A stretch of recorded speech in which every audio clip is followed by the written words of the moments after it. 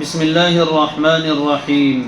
وعن أبي رافع رضي الله عنه قال قال رسول الله صلى الله عليه وسلم لا ألفين أحدكم متكئا على أريكته يأتيه الأمر من أمري مما أمرت به أو نهيت عنه فيقول لا أدري ما وجدنا في كتاب الله اتبعناه. رواه أحمد وأبو داود والترمذي وابن ماجہ والبيهقي في دلائل النبوة. یہاں سے 3 روایتیں ایک ہی مضمون کی ہے اور بہت اہم ترین مسئلہ ہے کہ جس طریقے سے کتاب اللہ یعنی قرآن مجید مصدر شریعت ہے اور شریعت کا سب سے بڑا ماخذ ہے، اس سے شریعت ثابت ہوتی ہے، اسی طرح سنت رسول اللہ صلی اللہ علیہ وسلم بھی شریعت کا بہت بڑا ماخذ ہے، مصدر شریعت ہے، اس سے بھی شریعت کے احکام ثابت کیے جائیں گے۔ آپ نے اصول فقہ میں پڑھ لیا ہے کہ شرعی دلیلیں 4 ہیں: کتاب اللہ، سنت رسول اللہ، اجماع امت اور قیاس۔ یہ 4 دلیلیں شرعی ہے۔ تو جس طرح کتاب اللہ سے استمساک اور استدلال کیا جاتا ہے مسائل میں، عقائد میں، اسی طریقے سے سنت رسول اللہ بھی حجت شرعیہ ہے۔ شرعی حجت اور دلیل میں رسول اللہ صلی اللہ علیہ وسلم کی سنت کو بھی پیش کیا جائے گا۔ کتاب و سنت دونوں چیزوں پر ایمان لانا ضروری ہے، دونوں کو حجت شرعیہ ماننا ضروری ہے۔ دنیا میں بہت سارے لوگ منکرین حدیث گزرے ہیں، حدیث کا انکار کرتے ہیں، یعنی حدیث کو حجت شرعیہ ماننے سے انکار کرتے ہیں، نعوذ باللہ من ذالک۔ وہ کہتے ہیں بس کتاب اللہ سے ہی استدلال کیا جائے گا، کتاب اللہ سے ہی استدلال کیا جائے گا، اسی کو دلیل میں پیش کیا جائے گا۔ سنت رسول اللہ کو وہ حجت شرعیہ نہیں مانتے، منکرین حدیث ہیں۔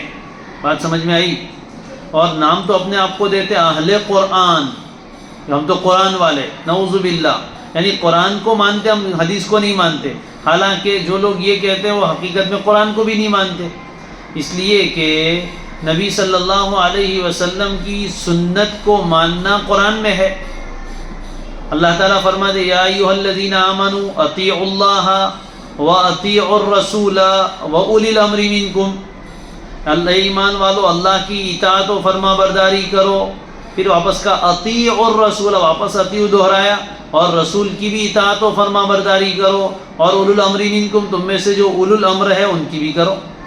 تو قرآن نے خود اطاعت رسول کا حکم دیا ہے۔ قرآن خود کہتا ہے لقد کان لکم فی رسول اللہ اسوۃ حسنہ، اللہ کے رسول کی ذات میں تمہارے لیے بہترین نمونہ ہے۔ قرآن خود کہتا ہے ما آتاکم الرسول فخذوہ وما نہاکم عنہ فانتہوا، رسول تمہیں جو دے اس کو لے لو، رسول جس سے منع کرے اس سے رک جاؤ۔ تو رسول کی اتباع کا حکم تو قرآن نے دیا، بلکہ قرآن نے ایک جگہ فرمایا ان کنتم تحبون اللہ فاتبعونی، اگر تم اللہ سے محبت کے دعوے دار ہو تو میری یعنی رسول کی اتباع کرنی پڑے گی۔ تو یہ رسول کی اتباع کا، ان کی باتوں کو، ان کے فعل کو ماننے کا حکم تو قرآن میں ہے۔ جو آدمی حدیث کو نہیں مانتا، وہ مطلب رسول کے فعل و قول کو نہیں مانتا، تو قرآن کو کہاں مانتا ہے؟ اس لیے کہ قرآن نے تو اس کا حکم دیا ہے۔ لیکن آپ صلی اللہ علیہ وسلم نے پیش گوئی فرمائی، پہلے سے یہ بات ارشاد فرمائی کہ کچھ لوگ ایسے آئیں گے جو حجت ماننے سے، یعنی سنت رسول اللہ کو، حدیث رسول کو حجت شرعیہ ماننے سے انکار کریں گے۔ تو پہلے سے آپ نے اس فتنے سے باخبر کیا۔ تینوں روایتوں میں یہی بات ہے۔ پہلی روایت حضرت ابو رافع کی ہے رضی اللہ عنہ، فرماتے رسول اللہ صلی اللہ علیہ وسلم نے ارشاد فرمایا لا الفین، الفا یلفی، الفاء باب افعال، اس کے معنی پانا۔ قرآن میں ان الفینا ابانا، ہم نے اپنے باپ دادوں کو پایا، الفا یلفی باب افعال، یہ ہوٹل الفا نہیں ہے۔ لا الفین، یہ مضارع منفی، بانون تاکید ثقیلہ، تاکید کا صیغہ ہے۔ لا الفین لا اجیدن، ہرگز ہرگز میں نہ پاؤں، احدکم تم میں سے کسی آدمی کو، متکئن علی اریکتی، اس حال میں کہ وہ اپنی مسحری پر ٹیک لگا کر بیٹھا ہو آرام سے۔ اتکا، اتکیو ٹیک لگانا، اریکہ اس کی جماعت ارائک، قرآن میں بھی ہے وعلی الارائک ینظرون، مسحری بڑا صوفہ، بہت آرام دہ نشست گاہیں. تو میں تم میں سے کسی آدمی کو ہرگز اس حال میں نہ پاؤں کہ وہ اپنی مسحری پر، اپنے صوفے پر، اپنی آرام دہ نشست گاہ پر ٹیک لگا کر بیٹھا ہو. یہ متکئن علی اریکتہ کہہ کر آپ نے اشارہ فرما دیا کہ ایسے لوگ بڑے دنیا پرست ہوں گے، آرام طلب ہوں گے، راحت کوش ہوں گے، عیاش قسم کے لوگ ہوں گے جو اپنے بیٹھنے کے لیے بڑے نرم نرم گداز تکیے بستر لگائیں گے. یأتیہ الامر من امری، اس کے پاس آئے گا کوئی حکم میرے امر میں سے، مما امرت بہ، جس کا میں نے حکم دیا ہو، او نہیت عنہ، یا جس سے میں نے منع کیا ہو. یعنی میرے اوامر و نواہی میں سے کوئی چیز اس کے پاس آئے گی اور اس سے کہا جائے گا حضور صلی اللہ علیہ وسلم نے ایسا کرنے کا حکم دیا ہے یا حضور نے یہ کرنے سے منع کیا ہے، تو وہ کیا کہے گا؟ لا ادری، میں تو نہیں جانتا. ما وجدنا فی کتاب اللہ اتبعنا، جو کچھ ہم اللہ کی کتاب قرآن میں پائیں گے ہم اس کا اتباع کریں گے، باقی اس میں جو قرآن میں نہیں ہے ہم اس کو نہیں مانیں گے. اللہ کی قسم یہ انسان گمراہ ہے، گمراہ ہے، گمراہ ہے. اس لیے کہ کتاب اللہ پر عمل کرنا سنت رسول اللہ کے بغیر ناممکن ہے. قرآن نے حکم دیا اقیموا الصلاۃ، نماز قائم کرو. اب قرآن نے تو اتنا حکم دے دیا اقیموا الصلاۃ، نماز قائم کرو. اب نماز کیسے قائم کریں گے؟ قرآن میں کہیں نہیں ہے کہ 5 وقت کی نماز پڑھو، صراحتاً کہیں نہیں آیا ہے. قرآن میں کہیں نہیں کہ فجر میں 2 رکعت فرض پڑھو، ظہر میں 4 پڑھو، عصر میں 4 پڑھو، مغرب میں 3 پڑھو، عشاء میں 4 فرض ہے. یہ قرآن میں کہیں نہیں ہے. 1 رکعت میں 1 ہی رکوع 2 سجدے، یہ کہیں نہیں. نماز کی جو ترتیب ہے کہ پہلے قیام پھر رکوع پھر سجود، یہ قرآن میں کہیں نہیں. تو آپ اقامت صلاۃ کیسے کرو گے؟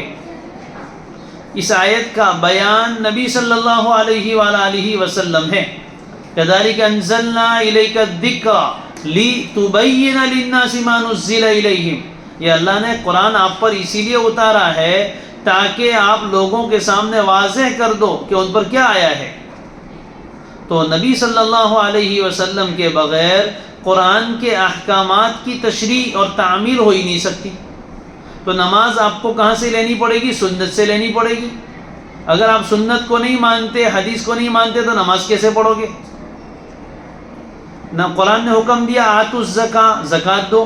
اب کتنی دینے کی، کتنی مرتبہ دینے کی، اس کا کوئی بیان قرآن میں نہیں ہے. وہ کہاں ہے؟ سنت رسول اللہ میں زکوٰۃ کا بیان ہے. سال میں 1 مرتبہ کتنی مقدار مال پر واجب ہوتی ہے، کتنی واجب ہوتی ہے، یہ سارے مسائل کہاں ہے؟ سنت رسول اللہ میں. تو اگر آپ سنت کو اور حدیث کو نہیں مانیں گے تو آتوا الزکاۃ پر عمل کیسے کریں گے؟ ظاہر ہے ممکن ہی نہیں.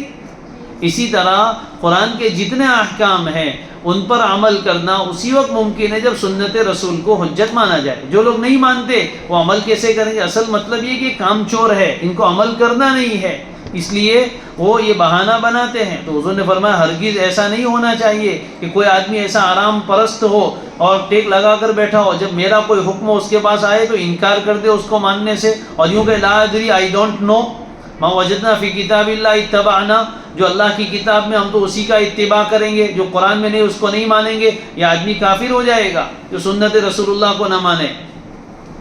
دوسری روایت وعن المقدام ابن معدی کریبہ رضی اللہ عنہ قال قال رسول اللہ صلی اللہ علیہ وسلم الا انی اوتیت القرآن ومثلہ معہ، سنو مجھے قرآن تو دیا ہی گیا ہے. انی اوتیت القرآن، مجھے قرآن دیا گیا ہے اللہ کی طرف سے. وَمِثْلَهُ مَعَهُ، اور قرآن کے ساتھ ساتھ، معہو مال قرآن، قرآن کے ساتھ ساتھ مثلہ، اسی جیسی ایک چیز دی گئی ہے. اسی کا نام کیا ہے؟ حدیث ہے، اسی کا نام سنت ہے. تو مجھے قرآن بھی دیا گیا ہے، اور صرف قرآن نہیں، قرآن کے ساتھ ساتھ اسی کے مثل ایک چیز دی گئی ہے جس کو سنت و حدیث کہتے ہیں. لیکن ہوگا کیا؟ الا، سنو، یوشک رجل شبعان علی اریکتہ، قریب ہے کہ کوئی ایسا آدمی، یوشک افعال مقاربہ میں سے ہے، قریب ہے کہ کوئی ایسا آدمی شبعان جو پیٹ بھر کر کھانے والا ہے، پیٹو آدمی ہے. شبعان بین سطور سیر شدہ، یعنی بہت کھا پی کے مست ہوا ہے، علی اریکتہ، اپنی مسہری پر ٹیک لگا کر بیٹھا ہے، یقولو، کیا کہے گا؟ علیکم بہذا القرآن، تم اسی قرآن کو لازم پکڑو، فما وجدتم فیہ من حلال فاحلوہ، قرآن میں جو کچھ حلال تم پاؤ اس کو حلال ٹھہراؤ، وما وجدتم فیہ من حرام فحرموہ، اور قرآن میں جو کچھ تم حرام پاؤ اس کو حرام ٹھہراؤ۔ یعنی اتنا ہی مانو، اس سے آگے، یعنی قرآن میں جو حلال ہے اس کو حلال، یہ تو صحیح ہے، قرآن میں جو حرام ہے اس کو حرام، یہ بھی صحیح ہے، لیکن اس دعوے کے پیچھے کیا ہے کہ اس کے علاوہ کوئی نہ چیز حلال ہے نہ حرام ہے، حالانکہ وَإِنَّمَا حَرَّمَ رَسُولُ اللَّهِ صلی اللہ علیہ وسلم کما حرم اللہ، اور یقیناً اللہ کے رسول صلی اللہ علیہ وسلم نے جن جن چیزوں کو حرام ٹھہرایا وہ بھی ایسی ہی حرام ہے جیسے کہ اللہ نے حرام ٹھہرایا ہے، یعنی جس طرح اللہ کی حرام کردہ چیزیں قرآن میں وہ حرام ہے، اسی طرح رسول اللہ صلی اللہ علیہ وسلم نے کوئی ایسی چیز کو حرام ٹھہرایا ہو جو قرآن میں نہیں ہے وہ بھی ویسے ہی حرام ہوگی جیسے قرآن میں حرام ہے۔ پھر آپ نے چند مثالیں دی، الا لا يحل لكم الحمار الاهلی ولا كل ذی ناب من السباع ولا لقطة معاہد الا ان يستغنی عنها صاحبها، چند مثالیں دی، سنو تمہارے لیے پالتو گدھے حلال نہیں ہے، لا يحل، حلال نہیں ہے تمہارے لیے کھانا، کس کو؟ الحمار الاہلی، پالتو گدھے، ایک ہوتا ہے الحمار الوحشی جس کو نیل گائے کہتے ہیں، وہ تو حلال ہے، شکار کر کے کھا سکتے ہیں، لیکن یہ جو گدھے ہوتے ہیں یہاں بارش کے موسم میں زیادہ دکھتے ہیں، جی، تو یہ پالتو گدھے، اس کا گوشت حلال نہیں ہے، قرآن میں کہیں اس کا بیان نہیں، تو قرآن نے پالتو گدھوں کے گوشت کو حرام نہیں کیا، لیکن کس نے حرام کیا؟ رسول اللہ صلی اللہ علیہ وسلم نے، تو پالتو گدھوں کا گوشت بھی ایسے ہی حرام ہے جیسے کہ میتہ کا گوشت حرام ہے، میتہ کا گوشت قرآن میں ہے، انما حرم علیکم المیتہ، اللہ نے تمہارے اوپر مردہ جانور کھانا حرام کیا ہے، جیسے وہ حرام ہے ویسے پالتو گدھے کا گوشت کھانا بھی حرام ہے، اگرچہ پالتو گدھے کے گوشت کی حرمت قرآن میں نہیں ہے، سنت میں ہے، لیکن اس کو بھی حرام سمجھنا پڑے گا اور اس پر بھی عمل کرنا پڑے گا۔ اسی طرح ولا، یعنی لا یحل لکم کل ذی ناب من السباع، ہر کچلی والے دانت کا درندہ تمہارے لیے حلال نہیں، جو نوکیلے دانت ہوتے جس کو ناب اور اس کی جمع انیاب، ارے انیاب دانت کا بیان تو تجوید میں خوب پڑھا ہے، تو جو نوکیلا دانت انسان کا بھی ہوتا ہے لیکن کم ہوتا ہے، لیکن جانوروں کا، شیر کا آپ نے دیکھا ہوگا، کتے کا دیکھا ہوگا، بلے کا دیکھا ہوگا، وہ بہت زیادہ نوکیلا ہوتا ہے، اسی سے وہ شکار پکڑتا ہے، تو جس جانور میں ایسا نوکیلا دانت ہو اور درندہ ہے اس کو کھانا بھی حلال نہیں۔ ولا لقطۃ معاہد، معاہد مانا ذمی، جس کے ساتھ معاہدہ کیا، ایگریمنٹ مسلمانوں نے، اس کو بولتے ذمی، جس کی حفاظت کا ذمہ مسلمانوں نے لیا ہے۔